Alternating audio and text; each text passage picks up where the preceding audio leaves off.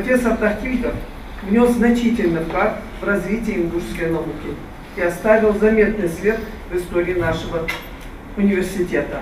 Его имя хорошо знают не только в республике, но и далеко за ее пределами. Ибрагим Дахкильгов – ученый, писатель, художник, публицист и литературовед, автор десятка научных трудов, посвященных народному фольклору, истории и этнографии. Его запомнили как человека, стоящего у истоков становления республики и автора национального символа флага. Многие до сих пор восхищаются его романом под названием «Берд», а о том, сколько сил и упорства вложено в его научную деятельность, стоит только догадываться.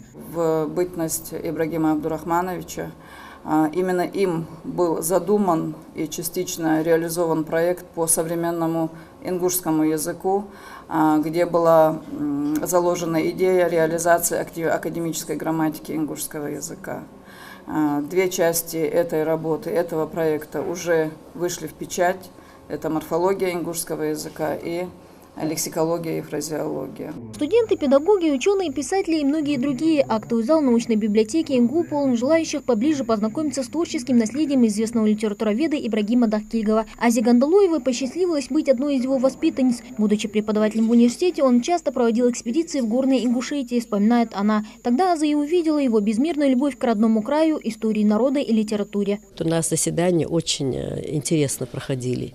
Он рассказывал такие вещи, которые никто не знает. Халхар Хамаш, Дуцрыш, Уалымш, Кицаш. Весь впитанный он был фольклором.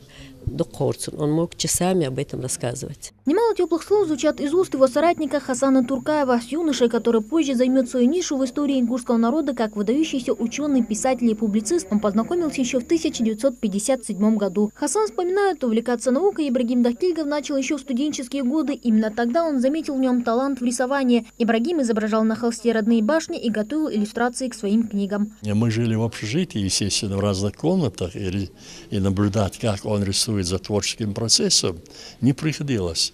И художники не любят, когда они работают, чтобы кто-то стоял за спиной и смотрел. Это естественно.